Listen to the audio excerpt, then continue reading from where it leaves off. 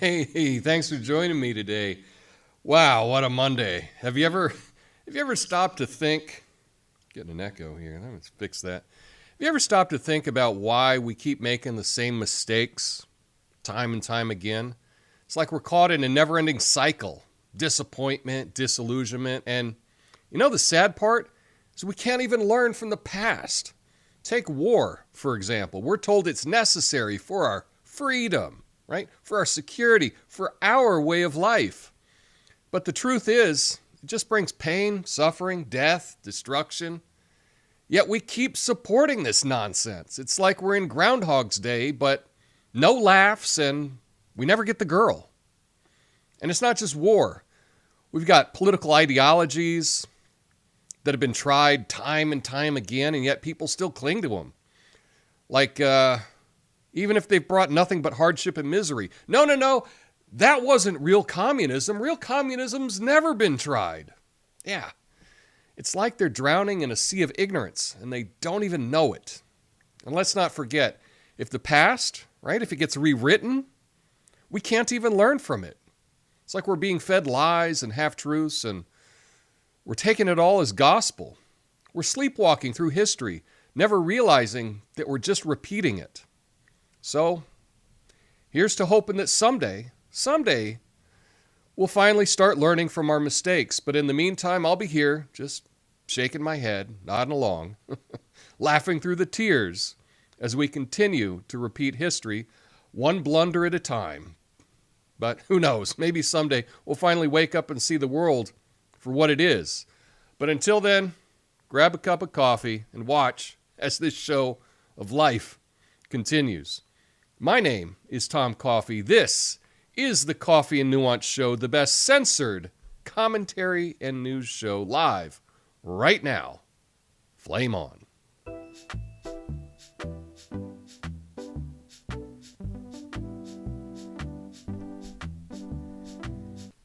All right. Nice to see everyone. Got some flames in the chat. That is great. It is an awesome start to the week. What are we talking about today? It's the 13th of February. How time flies. I do want to touch on Trugoy the Dove. Rest in peace. Get to that. Meant a lot to me. Talk about red light districts. And are we learning anything from the history of red light districts? I'm going to say no, we haven't. Solving homeless, solving housing. It's all related. I'll get to that. I want to talk about this new thing called prebunking. And it sounds like a lot of bunk to me. And lastly, as a positive story of the day, I want to talk about Portugal the Man. It's a rock group and what they have done for handicap access. I think it'll cheer you up a little bit, perhaps. But I got the flame on. We're ready to hit things. I see Apothecary John is in the chat. Doug is here. That is great. I'm glad y'all are joining me. Duggo's over on Rumble. So what's up to everyone on all of the different platforms? But let's get started with the first story. And that is Trugoy the Dove. Dave Jolliker, also known as Trugoy the Dove or Plug 2, 1/3. Let's see if I can scoot over here. Move my cameras a little. What am I doing? There we go. Let's try it again. Dave Jolliker, also known as Trugoy the Dove, and Plug 2, 1/3 of the iconic rap group De La Soul, has died at the age of 54. Cause of death has not been disclosed. Trugoy was known for his innovative approach to rap music and was a member of the Grammys hip-hop tribute performance last week, although he was not present due to his recent health issues with congestive heart failure.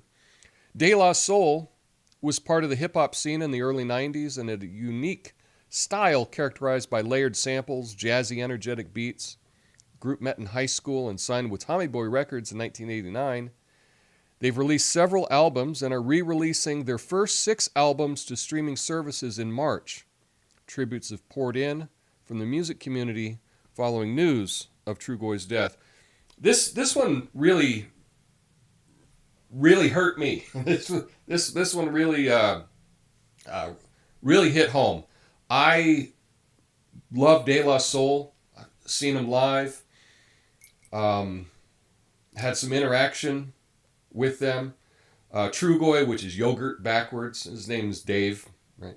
I really enjoyed the positivity and being able to do something totally different in rap music. And that's what De La Soul did, part of Native Tribes, a group, a number of different bands. But they weren't making gangster rap. They weren't rapping about negativity. A lot of it was just very positive stuff. And it's like when you listen to a De La album, you would think that maybe they sat down and they would pull out a thesaurus while they were writing their rhymes.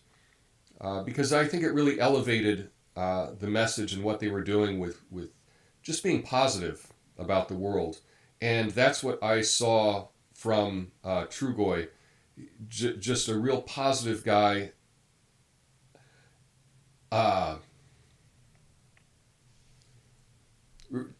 Just a really positive guy. He meant a lot to me. And yeah, he really meant a lot to me, and I'm sad that he's passed, but I'm glad that he had a contribution to the world, and he was able to share his gift with the world. Yeah. Oh gosh, I didn't think it hit me doing this live. It hit me. I'll just tell you a quick story. I went and saw De La open for Tribe Called Quest, I think in 1993 in Albuquerque, New Mexico. I went to a show, and I was just having so much fun. And while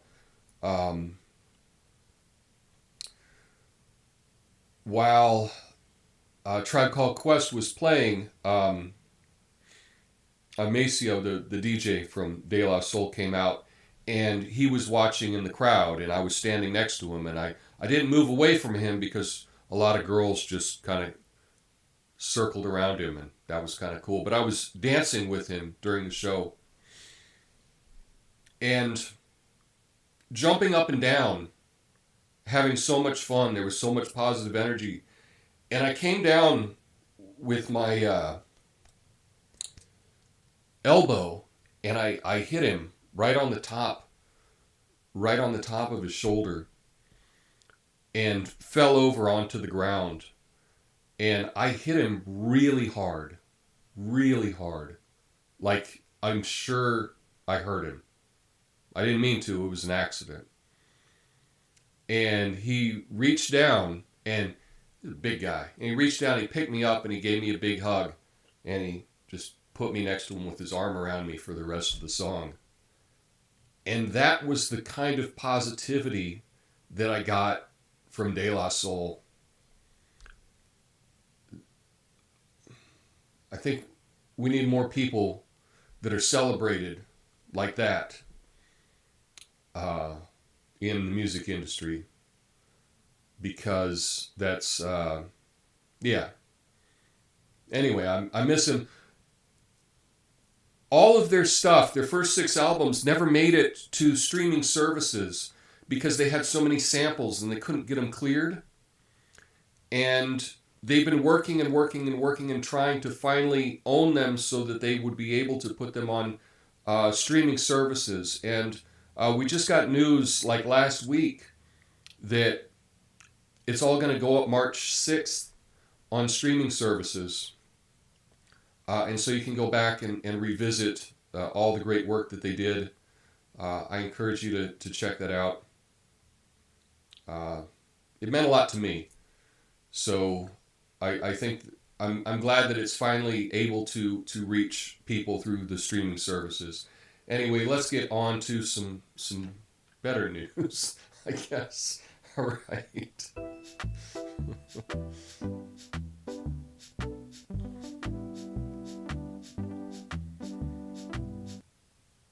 All right, Amsterdam.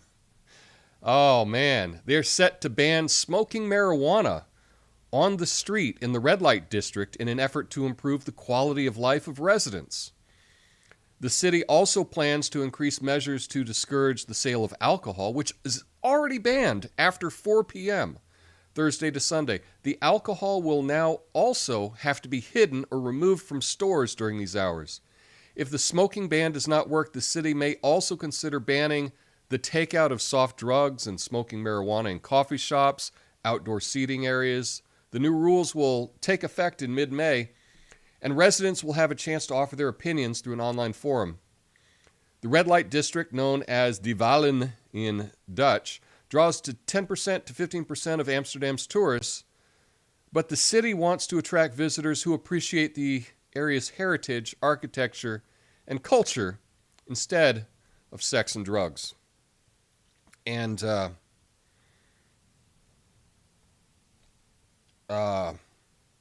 oops. There we go. Yeah, have you ever been to the red light district in in Amsterdam? I've been to Amsterdam, and I got to tell you, it was not for me. At the time when I was there, I had long hair, and it may have been more than one color, and I kind of walked around looking like Captain Freedom. And I was there in, I think, March, off season, and I was approached about every 15 feet and asked if I wanted to buy drugs. I had drugs placed in my hand. I didn't even ask for them. People would like, hey, like to shake my hand, and then they put drugs in my hand. I'd be like, no, just like take it back. And I couldn't walk anywhere without being approached because I guess business was slow. And, I've never run into drug pushers here in the U.S., but in Amsterdam, they were everywhere. Now, this was, 30 years ago, but I never wanted to go back. In fact, I had planned on staying in Amsterdam longer than I did, and I just moved on. Just on to the next city because I didn't care for it at all. So I understand Amsterdam is trying to change their approach in the red light district about having drugs out in the open, out in public. The quality of life of people around goes downhill. And I've seen that in my own town here in Portland. They've decriminalized everything, and it's ruined the city as far as I'm concerned.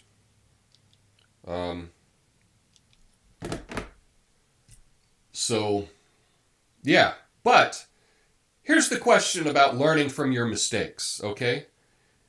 Do you think anyone else in the world might learn from Amsterdam's mistakes with the red light district? Well, here's what San Francisco has to say about that. Officials in San Francisco are advocating now for the creation of a red light district within the city to address the growing issue of illegal prostitution. Some officials are in favor of establishing a district through local ordinances, and others are seeking to legalize sex work for the entire state of California. And nothing could go wrong there. However, residents are divided on the matter, with some wanting it in a commercial area away from residential neighborhoods, while others are wary of welcoming the activity. The idea of legalizing prostitution has been debated in San Francisco before, with the most recent proposition appearing on a ballot in 2008 and being defeated. The sex trade has been linked to various societal issues such as drug abuse, violence, human trafficking, making it hard to argue that it's a victimless crime. So here we are in San Francisco, apparently not learning a thing about from other cities that do this. Clearly, in Amsterdam, the red light district is diminishing the the life of the people that live in that area. So much so that they're trying to curtail it and pull it back. But San Francisco, they want to go full steam ahead with this. So again, it's not learning from what's working. It's not taking what's working and bringing it in. It's finding, what is not working? Let's copy that. Let's copy what's not working. That's what it appears to me. I know that people have different opinions on legalizing prostitution and all this kind of stuff. It's not where I want to live. That's not the place that I want to be around. So I will not be moving to San Francisco. I couldn't afford it anyway. But if they did something like that here in Portland, I'm about out of here anyway, with all the changes that have happened with the drug decriminalization. It's pretty much destroyed the city, and so I don't know how long I am for this city. But speaking of this city, we've got another story, and this is very interesting. It has to do with solving the housing crisis. The Portland City Council, here we go. The Portland City Council's responded to the city's housing crisis by renovating a 82-unit affordable housing complex, the Fairfield Apartments. The city will sell the 1911 built structure to the housing agency Home Forward for a rehab valued at $36.15 million, which equals $482,000 per unit, or $1,300 per square foot. However, housing experts have raised objections to the high cost of the project, stating that it doesn't create any new units. The costs are very high, and high-quality newer buildings are being sold cheaply. Housing Commissioner Carmen Rubio says that the preservation of existing affordable housing is just as important as building new units. The Housing Bureau spokeswoman Martha Calhoun says that affordable housing projects require additional costs due to their long-term affordability in public housing.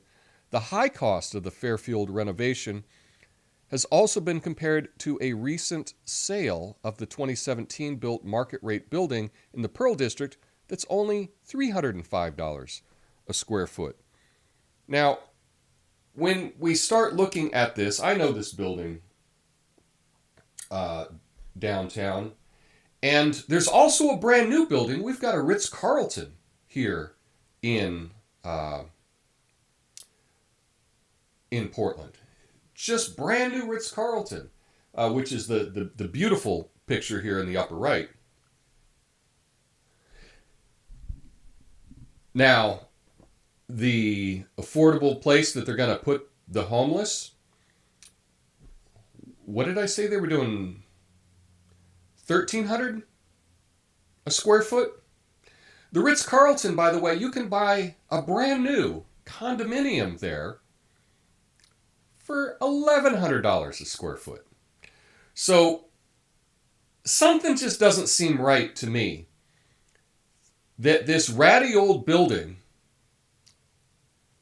for affordable housing, they're spending $1,300 a square foot. There's a brand new Ritz-Carlton that's cheaper. That's the problem. I think this is just an example of government bureaucracies not knowing how to spend money correctly. Now, I know I'm not comparing apples to apples here, because the affordable housing, those units don't even have kitchens or like their own bathroom. Okay, so they're different sizes and they're for different uses. But the fact that a Ritz-Carlton can come in cheaper per square foot than this affordable housing project seems like there's a lot of money being wasted. And someone's getting rich off of this. And it's not the people of Portland that are getting rich off this. It's not the Poor people that are getting a place to live, they're not getting rich off this. But someone is. And it seems like every time you want to have government solve a problem, why does it cost so much? Why is it cheaper to build a Ritz-Carlton than to rehab a rundown building? That doesn't make any sense to me whatsoever. I know I shouldn't be comparing those two things, but that seems insane. I don't know. Do you have any thoughts on that? Let me know in the comments.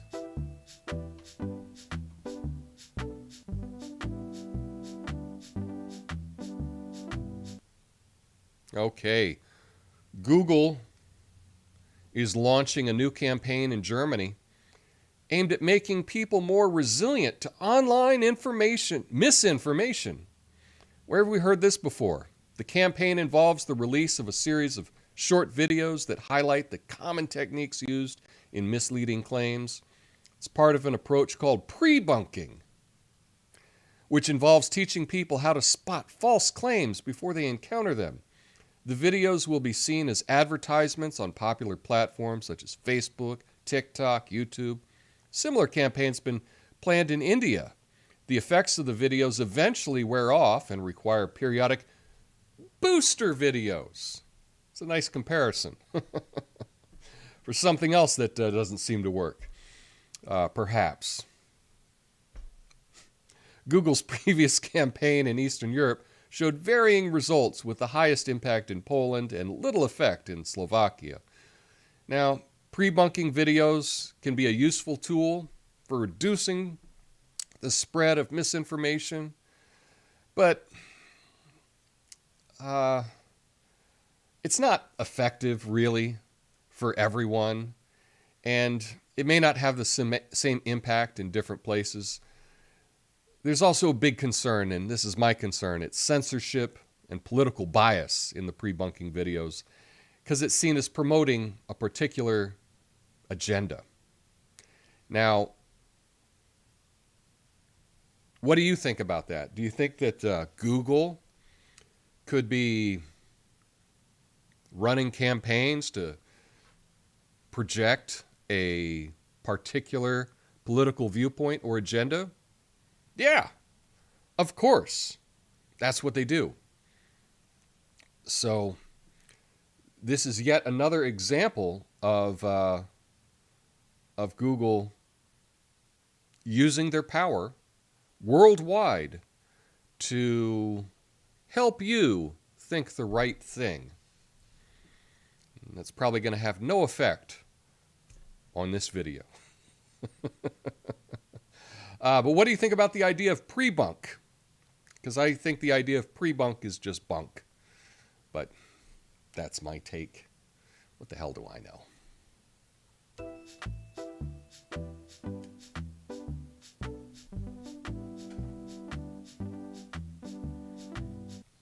And lastly,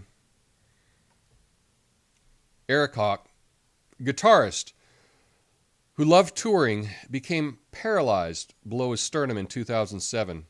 He started playing again as a therapy to get back into music, and later joined the rock band Portugal the Man.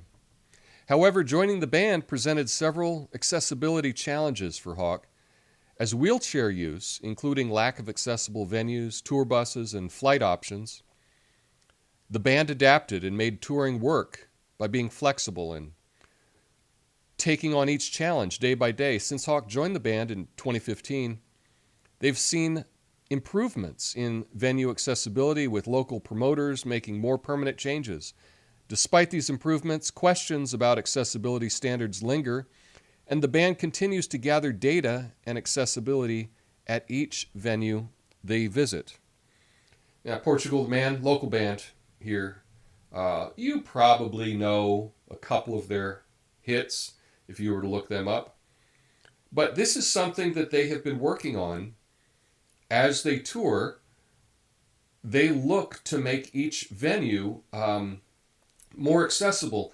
And one of the things that they realized is reaching out to other people that are disabled that want to go to the venues, they don't always want just a special seat in the show. That's what a lot of venues have done. They've just designated a little area, and this is where the wheelchairs go, and that's what they've done for it. And it turns out, yeah, a lot of people don't like that. Maybe they want to be out on the main floor, or maybe there's other places that they could be. They want to be able to participate more. They don't want to have to be in the special area designated for them.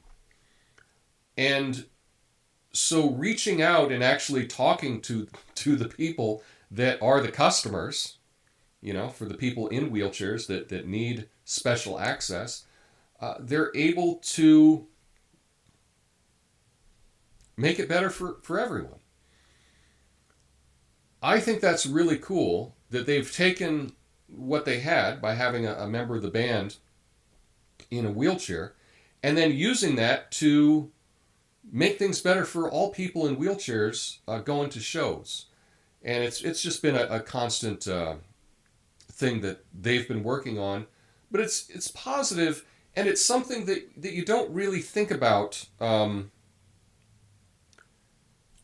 unless it involves you, you know? Like, we go to shows and we don't really notice. I know when I'm looking for a show, often if it's sold out, there might be a handicapped available seat, you know, to buy, because they don't sell out as quickly often. You know, so it's like, oh, do I know anyone in a wheelchair so that I can go to the show? You know? But I don't know.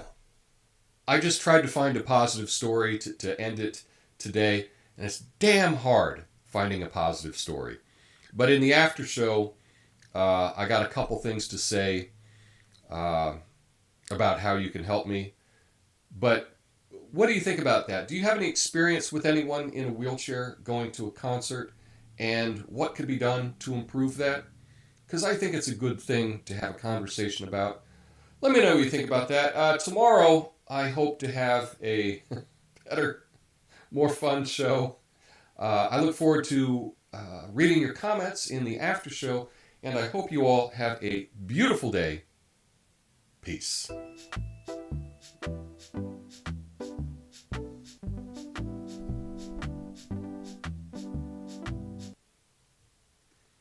Okay, thanks for sticking around, everyone.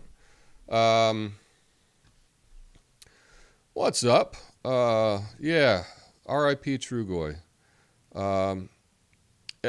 Miranda says, every celebrity death triggers my grief over my son Chris dying last May at 41. Tom reminds me of Chris. I remember that, Miranda. I'm very, very sorry for you that. I just, you know, if you got an iPhone or you got Google Photos or whatever, you know, they keep giving you updates, you know, like, hey, 3 years ago you were doing this, and they give you a picture. And let's see if I can. And yeah, I was just looking at this 3 years ago. I don't know if you can. That's me and my buddy Dan, and this is we were riding the tram back down from the hospital on the hill here. There's a tram, and that was his last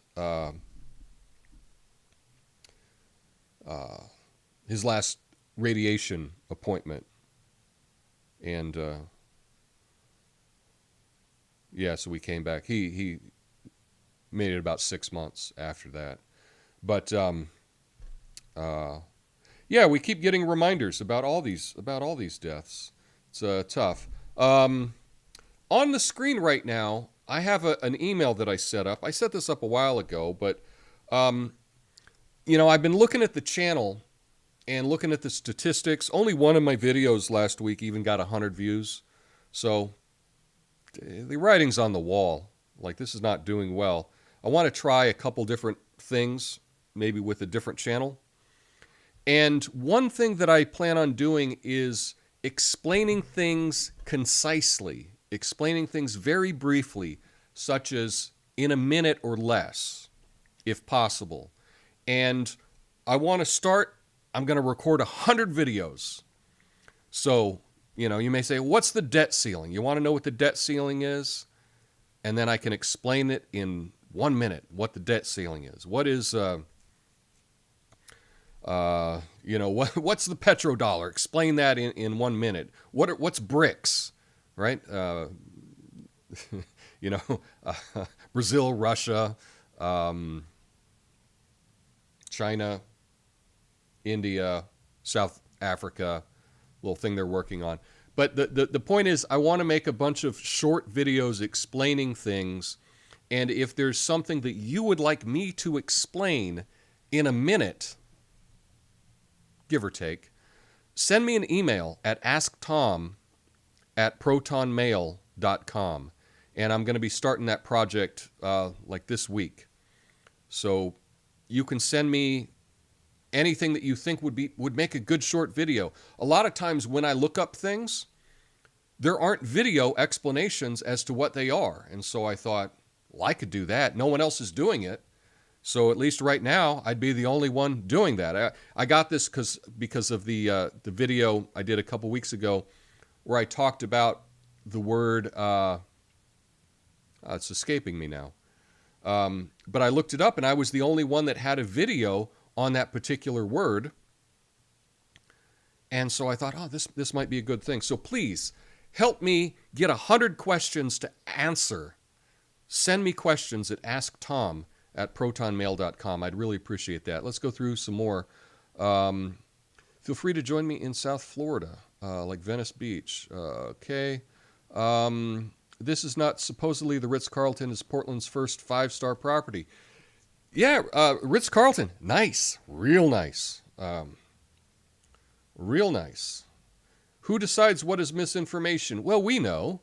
The government decides, and they filter that through social media companies and search engines like Google. I'll take 2. Pre-crime. That's right. Prebunking boosters. And throwing up. That's a nice comment. Tobias Diet Sprite says, I've broken the conditioning. It doesn't work on me. Yes, it is interesting when you do break the conditioning. The tough thing is everyone around you is still in it. That's the tough thing, and you just feel more and more alone sometimes. I love Portugal the Man, says Miranda. They're a great band. I really like them. They're fun. Misinformation is subjective. It absolutely is. But Google wants you to think that it's objective. That's what they want you to think. My stepson is handicapped. Okay, that's a lucid moment of reality. Well, mentally we treat him normal. No slack. Okay. I'm disabled, but I walk, says Miranda. It's just painful and exhausting. What would people like me is a lot more disabled parking. Yeah.